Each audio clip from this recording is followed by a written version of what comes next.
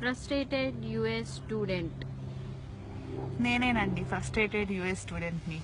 BTech అయిపోయింది, సంవత్సరం ఖాళీగా ఇంట్లో ఉన్నాం, ఏం చేయాలో తెలీదు. అందరు అమెరికా వెళ్తున్నారు, అబ్బా అమెరికా అనుకుంటా వచ్చాను. అమెరికా వచ్చా, ఏం చేయాలో తెలీదు. సిలికాన్ వ్యాలీ, NPU ఉన్నాయి రెండు, మాలాంటి వాళ్ళ కోసమే. వీసాలు ఇచ్చేసారు, వచ్చేసాం ఫ్లైట్ ఎక్కి.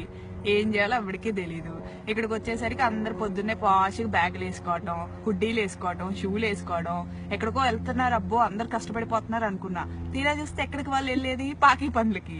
ఇల్లు కడగటం, పిల్లలకి స్నానాలు చేయించడం, అన్నాలు పెట్టడం, ఇవే వాళ్ళు చేసే పనులు. వచ్చేస్తారు మళ్ళీ పాష్గా అదే బ్యాగులు. బస్సులో వస్తారు, కొంతమంది కార్లలో వస్తారు, నెలకి 2000 సంపాదిస్తారు. అయిపోయింది, వస్తారు, ఇంటికి వస్తారు, వండుకుంటారు, తింటారు, పడుకుంటారు. ఇక్కడ ఇల్లు చెప్పలేనంత కాస్ట్లీ, ఒక్కొక్కటి 3000 రెంట్.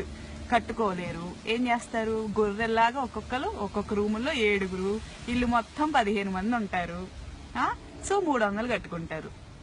అంతమంది ఉంటే ఇల్లు క్లీన్ గా ఉంటుందా? ఉండదు. బగ్గులు అంట, అయ్యో కొత్త రకమైన పురుగులు ఇక్కడ వస్తాయి, బగ్గులు వస్తాయి.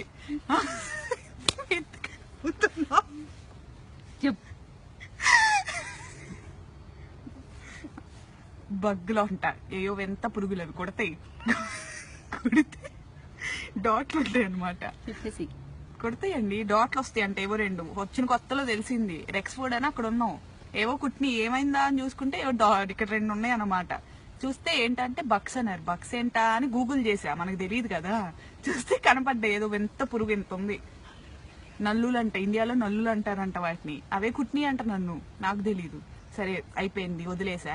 తెల్లారేసరికి ఒళ్ళు మొత్తం కుట్టిపెట్టిని, అయిపోయింది, రక్తం పీల్చేసినాయి. ట్రీట్మెంట్ అంటారు. తర్వాత బగ్గులు వస్తే ఊరుకుంటారా? వీళ్ళు ఊరుకోరు. ఏదో ఇన్స్పెక్షన్లు అంటారు, ఇక్కడ ఇన్స్పెక్షన్లు అంట వస్తారు. వాళ్ళ ఇన్స్పెక్షన్ అంటే ఎంతమంది ఉండాలి ఇంట్లో? లీజ్ సైన్ చేసిన వాళ్ళు ఉండాలి. అంటే ఎవరు? ఇంటి ఓనర్లు. ఉండేది 15 మంది. అందరు బయటికి రావాలి, ఎక్కడ వస్తారో తెలియదు, హోమ్లెస్ లాగా.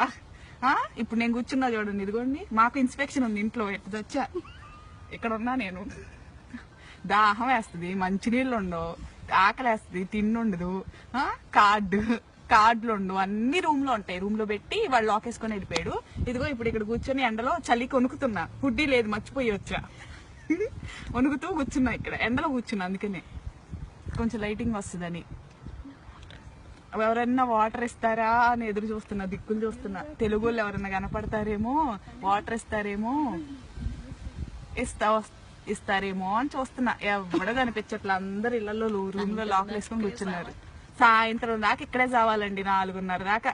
ఒక్కరోజు దొరుకుద్ది. నేను పాకి జాబే చేస్తున్నా, ఒక్క జాబు దొరుకుద్ది హాలిడే ఇంట్లో కూర్చోడానికి. అది లేదు. ఇదిగో ఇక్కడే దిక్కుమాలిన స్థితి. ఇక్కడ తెచ్చా నేను, చూడండి, ఇలాంటి స్థితిలో ఉన్నా నేను.